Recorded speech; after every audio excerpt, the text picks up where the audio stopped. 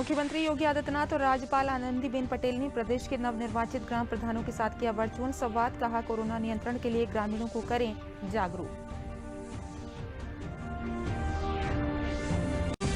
प्रधानमंत्री नरेंद्र मोदी ने चक्रवात तूफान यास से प्रभावित ओडिशा और पश्चिम बंगाल का किया दौरा। दोनों राज्यों के प्रभावित क्षेत्रों का हवाई सर्वेक्षण के साथ ही प्रधानमंत्री ने की राहत और बचाव कार्यों की समीक्षा।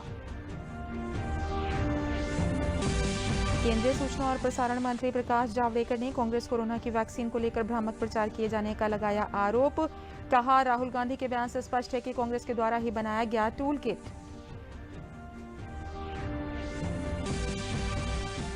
और प्रदेश में 1 जून से चलाया जाएगा वृहद टीकाकरण अभियान। अपर मुख्य सूचना सचिव नवनीत सहगल ने बताया, जून के महीने में 1 करोड़ लोगों के टीकाकरण का रखा गया है लक्ष्य। नमस्कार, मैं हूं तरन्नुम रिजवी। अब समाचार विस्तार से। मुख्यमंत्री योगी आदित्यनाथ और राज्यपाल आनंदीबेन पटेल ने आज प्रदेश के नवनिर्वाचित ग्राम प्रधानों से वर्चुअल माध्यम से संवाद किया। नवनिर्वाचित ग्राम प्रधानों ने इस मौके पर मुख्यमंत्री और राज्यपाल को गांव में किए जा रहे विकास कार्यों और गांव की समस्याओं के बारे में बताया। इस दौरान महिला ग्राम प्रधानों ने भी मुख्यमंत्री और राज्यपाल के साथ वर्चुअल संवाद में बढ़ चढ़कर हिस्सा लिया। मुख्यमंत्री ने अपने संबोधन में ग्राम प्रधानों को कोरोना महामारी से सतर्क रहने की हिदायत देते हुए कहा कि सरकार की प्राथमिकता व्यक्ति के जीवन के साथ साथ उसकी आजीविका को भी बचाना है। उन्होंने ग्राम प्रधानों से अपील की कि वे निगरानी समिति के सदस्य के रूप में घर घर जाकर सर्वे करें और जरूरतमंदों को मेडिकल किट, जांच की सुविधाएं तथा महिला स्वयं सहायता समूहों के माध्यम से मास्क उपलब्ध कराएं। उन्होंने कहा कि गांव में अभी भी बहुत से लोग मास्क नहीं पहन रहे हैं, अतः मास्क लगाने के लिए सभी को जागरूक किया जाना और साफ सफाई तथा भीड़ भाड़ से बचने की भी जरूरत है।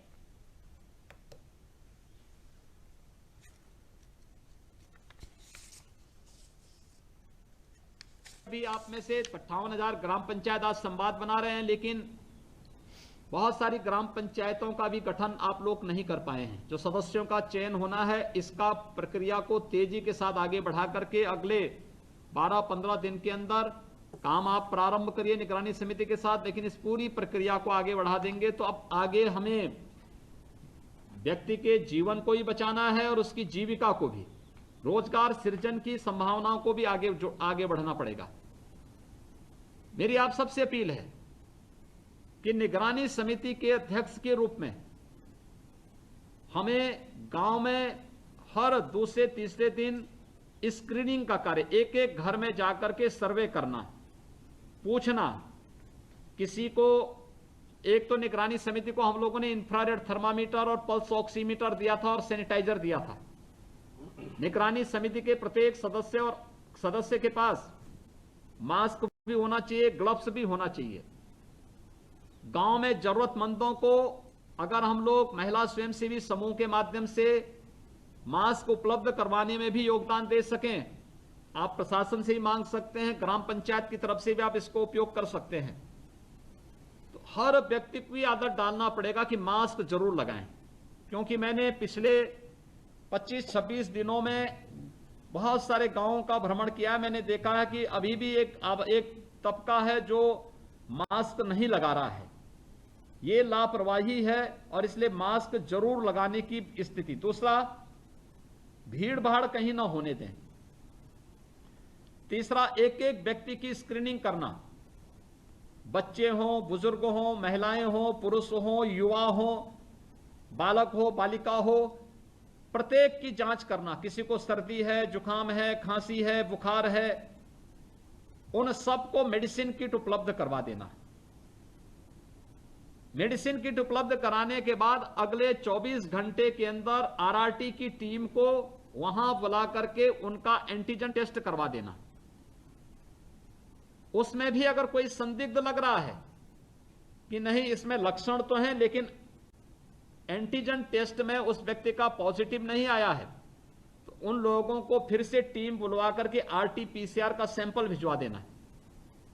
लेकिन तब तक हमें देखना होगा कि व्यक्ति इधर उधर घूमे ना, घर में आइसोलेट रहे या पंचायत भवन में सुरक्षित ढंग से उसके रहने खाने की व्यवस्था आप कर लेंगे।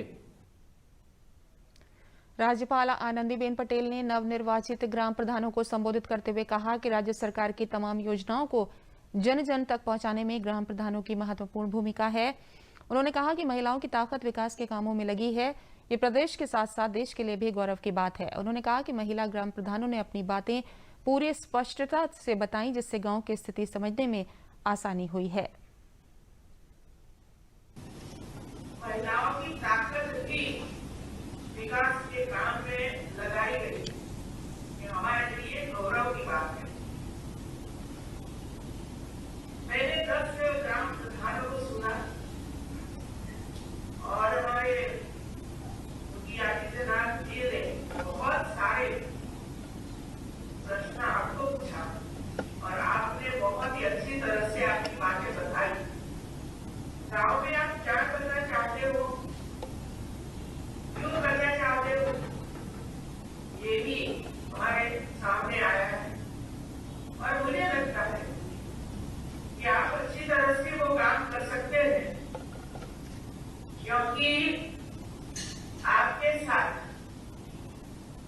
गांव के लोग हैं, महिलाएं हैं, युवा हैं और दूसरा जनपद के जो अधिकारी हैं, चाहे पानी के बारे में काम करते हो, स्वच्छता के बारे में काम करते हो, राज्य सरकार की जितनी योजनाएं हैं सभी योजना को लाभार्थी तक पहुंचे इसके लिए प्रयास करते हो।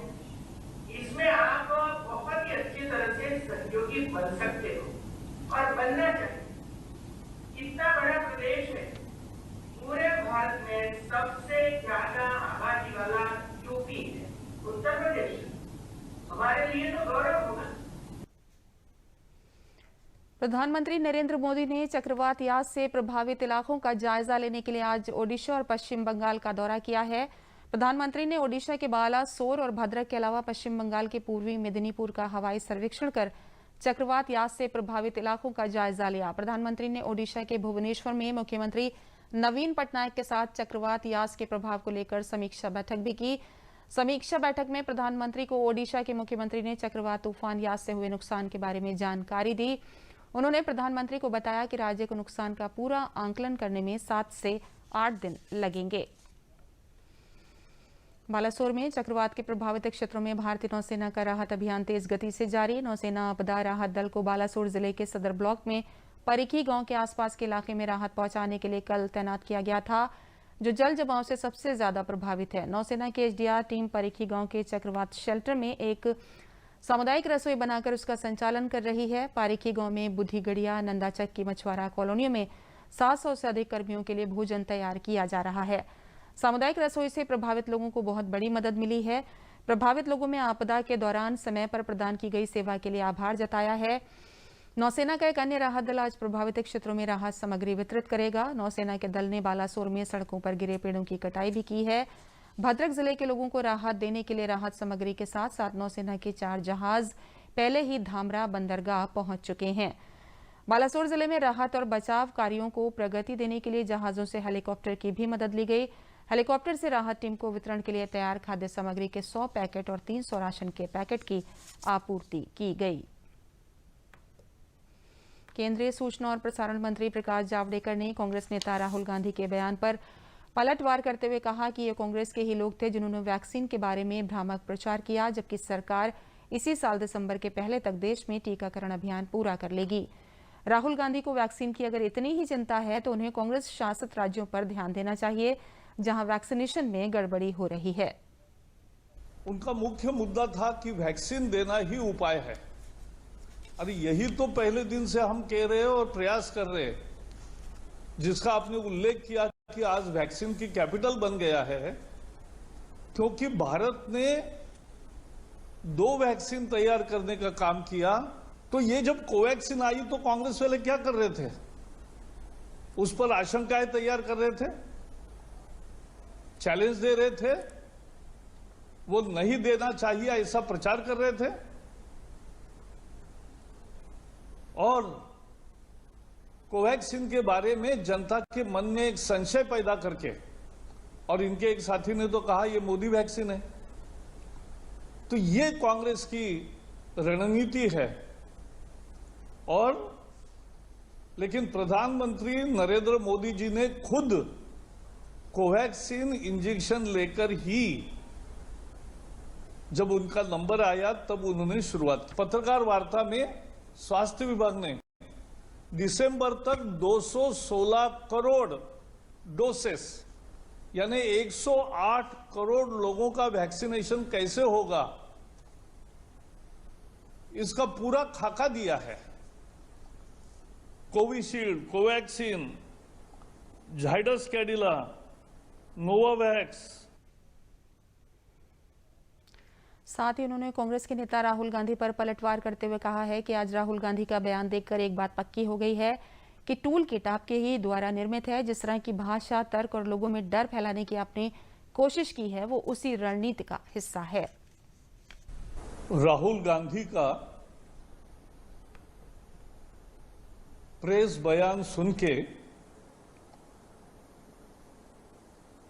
सारा देश उनकी भर्त्सना कर रहा है, क्योंकि टूल किट का स्क्रिप्ट के अनुसार उन्होंने आज प्रधानमंत्री की नौटंकी इस शब्द का उपयोग किया। जब प्रधानमंत्री देश की पूरी जनता के साथ कोविड का सामना कर रहे तब ये नौटंकी शब्द का उपयोग करते हैं। ऐसे प्रयासों का ये देश का और जनता है।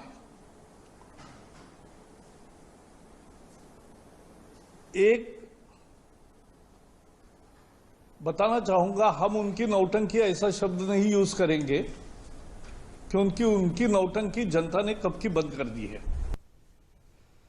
केंद्रीय मंत्री स्मृति ईरानी आज अमेठी पहुंची। वे अमेठी के भाजपा जिला उपाध्यक्ष और कार्यकर्ताओं के घर पहुंची और उनके परिजनों से मुलाकात की। इस दौरान उन्होंने जगदीशपुर ट्रॉमा सेंटर का भी निरीक्षण किया, साथ ही बेहतर स्वास्थ्य सुविधाएं दिलाने के अधिकारियों को निर्देश दिए। केंद्रीय मंत्री स्मृति ईरानी ने अपने संसदीय क्षेत्र में जगदीशपुर ट्रॉमा सेंटर के लिए अल्ट्रासाउंड समेत कई चिकित्सकीय उपकरण खरीदने का निर्देश आला अधिकारियों को दिया। इस दौरान DM Arun Kumar, SP Dinesh Singh, CDO Ankur Lathar समेत तमाम अधिकारी मौजूद रहे।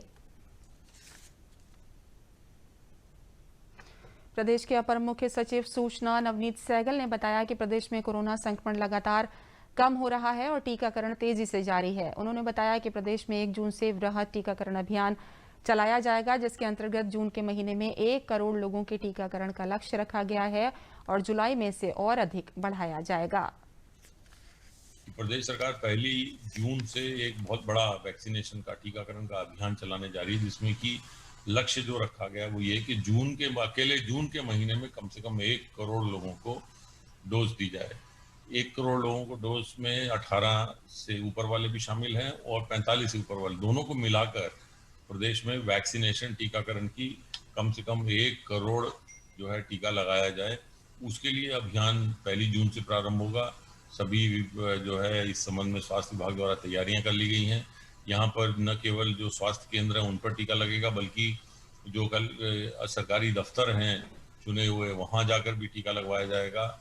जो हमारे कॉमन सर्विस सेंटर हैं, जो कम्युनिटी हेल्थ सेंटर्स हैं, तो यहाँ जाकर भी जो है वो टीका लगाया जाएगा। एक बड़े स्तर पर जो है वो टीकाकरण का अभियान प्रारंभ जो किया जा रहा है। पहले टीकाकरण के काम को और तेजी से बढ़ाने के लिए जुलाई से लक्ष्य को और बढ़ाया जाएगा, क्योंकि ऐसा संभावना है कि जुलाई से जो है वो वैक्सीन की और मात्रा उपलब्ध हो जाएगी।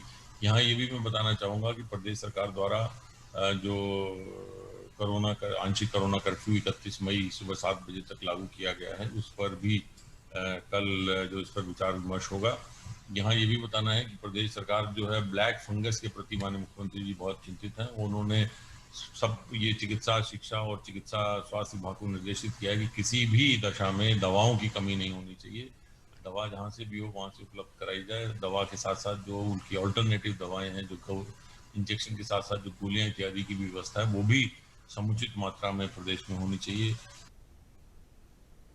प्रदेश के अपर मुख्य सचिव चिकित्सा एवं स्वास्थ्य अमित मोहन प्रसाद ने बताया कि प्रदेश में पिछले 24 घंटों में कोरोना संक्रमण के 2402 नए मामले सामने आए हैं और इसी अवधि में 8145 मरीज संक्रमण मुक्त हुए हैं। प्रदेश में विगत 28 दिनों में एक्टिव मामलों की संख्या में लगातार गिरावट आ रही है। इस समय कोरोना के एक्टिव मामले घटकर 52,244 रह गए हैं। कोरोना की पॉजिटिविटी दर भी घटकर 0.7% हो गई है। प्रदेश में अब तक कोरोना संक्रमण से 16,13,841 मरीज स्वस्थ हुए हैं। रिकवरी रेट बढ़कर 95.7% हो गई है। प्रदेश में पिछले 24 घंटों में 3,58,407 सैंपल के टेस्ट किए गए हैं। विगत 24 घंटों में संक्रमण के 2,402 नए प्रकरण सामने आए हैं। इसी अवधि में उपचारित होकर डिस्चार्ज होने वालों की संख्या 8,145 है। इस समय प्रदेश में एक्टिव इन्फेक्शन के केसेस की संख्या घटकर के 52,244 हो गई है। इस प्रकार हम देख रहे हैं कि विगत 28 दिनों से जो हमारे एक्टिव केसेस हैं उनकी संख्या में लगातार गिरावट आ रही है और जो हमारा हाईएस्ट नंबर आया था, जो सबसे ज्यादा संख्या थी एक्टिव केसेस की, वो 30 अप्रैल को थी 3,10,783। उसकी तुलना में 83% से ज्यादा की गिरावट है। तो लगातार केसेस प्रदेश में कम हो रहे हैं। जो दैनिक केस भी हैं, 24 तारीख को 38,000 से ज्यादा दैनिक केस थे, 38,055। उनकी तुलना में विगत 24 घंटे में केवल 2,402 दैनिक केस रिपोर्ट किए गए। तो संक्रमण में काफी गिरावट आई है और जो केस पॉजिटिविटी रेट है वो गिर करके कल की पॉजिटिविटी रेट 0.7%, 0.7% रह गई। लेकिन अभी भी ये संख्या 2,402 की संख्या काफी बड़ी है और इसलिए हमें अत्यंत सावधानी बरतना है। स्वास्थ्य और परिवार कल्याण मंत्रालय के मुताबिक देश भर में कोरोना के 1,86,364 नए मामले दर्ज किए गए हैं। देश में 44 दिनों बाद कोरोना वायरस के सबसे कम मामले सामने आए हैं। पिछले 24 घंटों में 2,59,459 मरीज इलाज करवाकर स्वस्थ हो चुके हैं। इस समय देश में सक्रिय मामलों की कुल संख्या 23,43,152 है। बीते 24 घंटों में देश भर में कोरोना से 3,660 लोगों की मौत हुई है। वहीं मृतकों का कुल आंकड़ा अब 3,18,895 हो गया है।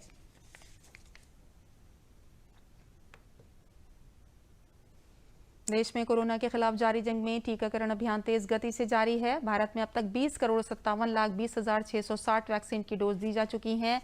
वहीं पिछले 24 घंटों में कोरोना के 29,19,699 डोज लगाई गई। कोरोना संकट काल के मद्देनजर केंद्र सरकार इस वर्ष भी पीएम गरीब कल्याण योजना के तहत गरीबों को आच्छादित करके जरूरतमंदों में निःशुल्क खाद्यान्न वितरण करा रही है, ताकि ऐसे गरीब परिवारों को कोरोना के कारण विषम परिस्थितियों का सामना न करना पड़े। सरकार की ओर से चलाई जा रही इस उपयोगी योजना की प्रशंसा करते हुए लोगों ने प्रधानमंत्री नरेंद्र मोदी को धन्यवाद ज्ञापित किया है। लोगों का कहना है कि पिछले वर्ष की भांति इस वर्ष भी निःशुल्क राशन उपलब्ध कराया जा रहा है, जिससे उन्हें बहुत मदद मिल रही है। उन्होंने कोरोना संक्रमण की रोकथाम के लिए सरकार द्वारा उठाए गए कदमों की भी सराहना की। बहुत बहुत धन्यवाद। अगले साल अगली बार भी कोरोना काल में हम लोगों को राशन आराम से मिला। इस साल भी हम लोगों को राशन आराम से मिल रहा है, कोई परेशानियां नहीं है। और बहुत बहुत धन्यवाद सरकार का जो हम लोगों को गरीबों को राशन दे रही है। अरे भैया खुश तो हर इंसान, लेकिन परेशानी भी तो, दिक्कतें भी तो हैं। काम धंधा सब बंद है, राशन मिल जाता वही उतना बहुत है, और क्या करा जाए। सरकार जो कर रही है उतना कर रही, बहुत कर रही है। राशनवा मिला था भैया, अगले बार मिला रहा, अब क्यों मिला था। अच्छा है, भगवान ऐसे सरकार हमेशा आवे जो कि सबका सहायता देते। नहीं, सरकार की तरफ से हम लोग को निःशुल्क मिल रहा है, निःशुल्क। और इसके बारे में कहना चाहते हैं कि जो है सरकार ने सारी सुविधा दी हम लोगों को, कोरोना से लेकर राशन तक का हर चीज़ सुविधा दी है। हम तो सरकार को इस वक्त जो है बहुत बहुत धन्यवाद देना चाहते हैं, जो कोरोना काल में योगी जी और मोदी जी एकदम जी जान से लगे हुए हैं। कोरोना वायरस की तीसरी लहर से बच्चों को बचाने के लिए प्रयागराज में मोतीलाल नेहरू स्वरूप रानी मेडिकल कॉलेज में बच्चों के लिए 100 बेड का आईसीयू वार्ड बनाकर तैयार किया जा चुका है। इस आईसीयू वार्ड में सभी उपकरण आधुनिक सुविधाओं को उपलब्ध कराए गए हैं। इस वार्ड में 50 बेड वाले आइसोलेशन वार्ड को भी जल्द तैयार कर लिया जाएगा। प्रदेश में ब्लैक फंगस फैलने और बच्चों में कोरोना संक्रमण की संभावना के मद्देनजर प्रयागराज के मंडलीय चिकित्सालय में तैयार किए गए इस वार्ड से प्रयागराज के साथ ही आसपास के जिलों के मरीजों के लिए उपयोगी चिकित्सा सुविधा उपलब्ध हो सकेगी।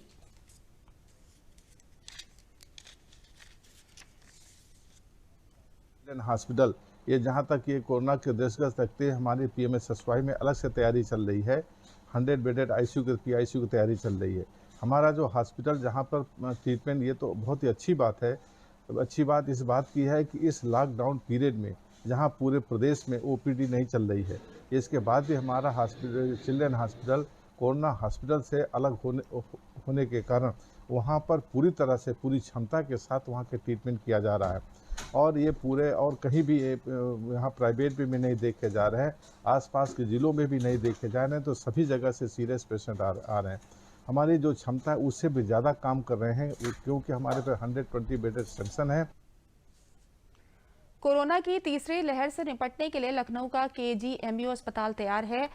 कोरोना की तीसरी लहर में बच्चों के संक्रमित होने की आशंका जाहिर की जा रही है। इसके मद्देनजर लखनऊ के केजीएमयू में बच्चों के लिए 100 बेड का वार्ड तैयार हो गया है। बाल रोग विभाग के अध्यक्ष डॉक्टर शैली अवस्थी ने कहा कि ऐसा अनुमान है कि तीसरी लहर में 40% संक्रमित 18 साल तक के बच्चे और किशोर होंगे। पहली और दूसरी लहर में बच्चों के संक्रमित होने का आंकड़ा 12% था। केजीएमयू प्रवक्ता डॉक्टर सुधीर सिंह ने बताया कि मानसिक स्वास्थ्य विभाग में 100 बेड का वार्ड तैयार है।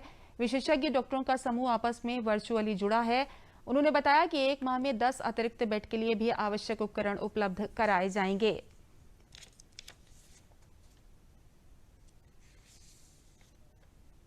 तो अभी हम लोग 18 वर्ष से अधिक आयु के रोगी जो लाभार्थी हैं, जो हमारे नागरिक हैं, उनका वैक्सीनेशन कर रहे हैं।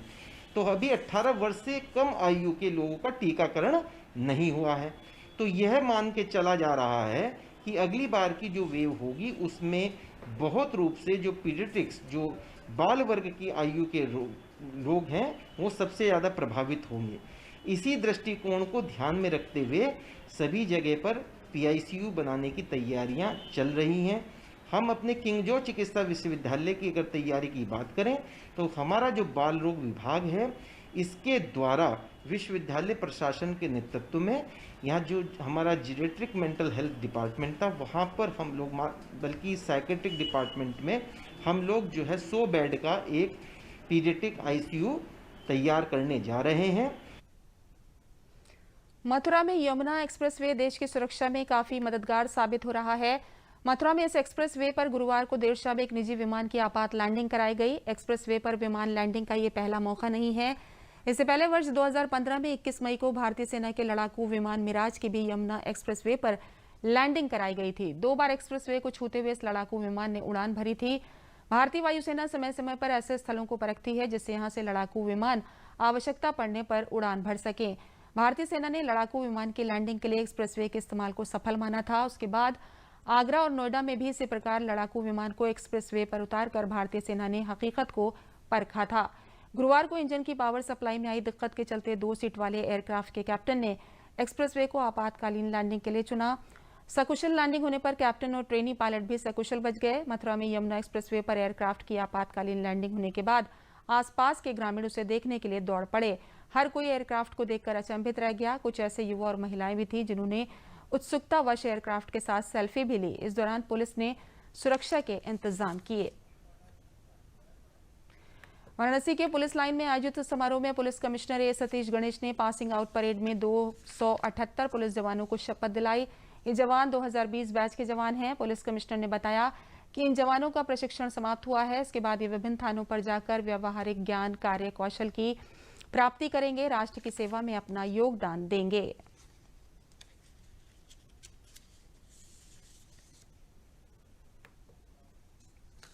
आज वाराणसी कमिश्नरेट पुलिस लाइंस में दीक्षांत समारोह आयोजित की गई, जिसमें पिछले 6 माह से जो रिक्रूट आरक्षी हमारे साथ यहाँ प्रशिक्षण प्राप्त कर रहे थे, आज उनके प्रशिक्षण का प्रथम अध्याय पूर्ण हुआ है। इसके उपरांत वह अलग अलग थानों पर जाएंगे जहां पर उनके थाने की ट्रेनिंग की कार्रवाई प्रारंभ होगी। क्योंकि काफ़ी मौसम ख़राब था तो आउटडोर में ये परेड आयोजित नहीं हो पाई। ये इंडोर जो हम लोगों का ब्रीफिंग वाला सदन है, यहाँ पर हम लोगों ने इस कार्रवाई को पूर्ण किया है। और मेरी ओर से जिन लोगों ने यहाँ पर उत्कृष्ट प्रदर्शन किया अपने ट्रेनिंग के प्रथम अध्याय में, उनको वरिष्ठ अधिकारियों के द्वारा जो है पुरस्कार से सम्मानित भी किया गया है और उसके उपरांत हमने उनके उज्जवल भविष्य की कामना की। हरदोई के पुलिस लाइन में आज नए पुलिस आरक्षी रिक्रूट की पासिंग आउट परेड संपन्न हुई। उन्हें पुलिसिंग के नए रूप के प्रति प्रशिक्षण दिया गया। नए बैच को कोविड-19 से उत्पन्न विपरीत परिस्थितियों से निपटने के लिए भी प्रशिक्षित किया गया है। पुलिस अधीक्षक अनुराग वत्स ने बताया कि इस नए पुलिस रिक्रूट की ट्रेनिंग की शुरुआत कोरोना महामारी के दौरान हुई है, इसलिए उन्होंने पुलिस को समाज के साथ मिलकर एक नए रूप में कार्य करते हुए भी देखा है। पुलिस में कानून व्यवस्था के साथ साथ महामारी के दौरान जनता के हित में कार्यों के लिए भी इन्हें प्रशिक्षित किया गया है। जनता को कोविड के प्रति जागरूक करने के लिए मास्क का प्रयोग, सामाजिक दूरी और कोविड गाइडलाइंस की जानकारी इन्हें दी गई है।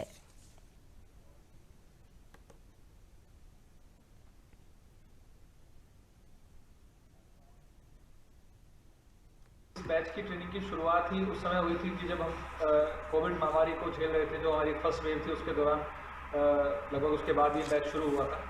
और इस पूरे बैच ने अपनी इस ट्रेनिंग के दौरान देखा है कि किस प्रकार से पुलिस कोविड महामारी से निपटने के लिए इंतजाम कर रही है और किस प्रकार से पुलिस रिस्पॉन्ड कर रही है। तो हमने अकॉर्डिंगली उनकी इन सभी चीज़ों को ध्यान में रखते हुए उनके ट्रेनिंग मॉड्यूल में हमने ये चीज़ें ऐड करवा दी थी। तो ये जो हमारा बैच है ये कोविड महामारी के अंतर्गत ये ट्रेंड हुआ है और जिसके फलस्वरूप इस पूरे बैच में इस बात को लेकर बहुत जागरूकता और गंभीरता है कि कोविड महामारी से कैसे लड़ा जाए और कैसे पुलिसिंग में और अच्छा। सर, हमारा प्रशिक्षण यहाँ 3 नवंबर से स्टार्ट हो चुका था, तो तब से हम लोग को आधारभूत प्रशिक्षण के साथ साथ हमें कोविड-19 की गाइडलाइंस बताई गई, उनका कैसे पालन करना है हमें ये बताया गया और साथ ही साथ हमें वैक्सीन की दोनों डोजेज़ भी लगाई गई। आज 6 माह का आधारभूत प्रशिक्षण हमने पुलिस लाइन हरदोई में प्राप्त किया। यहाँ पर ट्रेनिंग के दौरान हमको समय समय पर हमारे उच्चाधिकारियों द्वारा ब्रीफिंग किया गया, कोविड-19 से संबंधित दिशा निर्देश दिए गए। साथ ही आज के बाद जब हम थाने में जाएंगे तो हम वहाँ पर जनता को जागरूक करेंगे। कोरोना जो गाइडलाइंस हमें बताई गई हैं हम प्रयास करेंगे सहयोग द्वारा और मानवता को ध्यान में रखते हुए कि सभी लोग इसका पालन करें। अंत में प्रमुख समाचार एक बार फिर। मुख्यमंत्री योगी आदित्यनाथ और राज्यपाल आनंदीबेन पटेल ने प्रदेश के नवनिर्वाचित ग्राम प्रधानों के साथ किया वर्चुअल संवाद। कहा, कोरोना नियंत्रण के लिए ग्रामीणों को करें जागरूक। प्रधानमंत्री नरेंद्र मोदी ने चक्रवात तूफान यास से प्रभावित ओडिशा और पश्चिम बंगाल का किया दौरा। दोनों राज्यों के प्रभावित क्षेत्रों का हवाई सर्वेक्षण के साथ ही प्रधानमंत्री ने की राहत और बचाव कार्यों की समीक्षा। केंद्रीय सूचना और प्रसारण मंत्री प्रकाश जावड़ेकर ने कांग्रेस कोरोना की वैक्सीन को लेकर भ्रामक प्रचार किए जाने का लगाया आरोप। कहा, राहुल गांधी के बयान से स्पष्ट है कि कांग्रेस के द्वारा ही बनाया गया टूल किट। और प्रदेश में 1 जून से चलाया जाएगा वृहद टीकाकरण अभियान। अपर मुख्य सचिव सूचना नवनीत सहगल ने बताया, जून के महीने में 1 करोड़ लोगों के टीकाकरण का रखा गया है लक्ष्य। समाचारों में बस इतना ही। जिस तरह हमने मास्क लगाया है उसी तरह आप भी लगाइए। स्वस्थ रहिए, सुरक्षित रहिए। नमस्कार।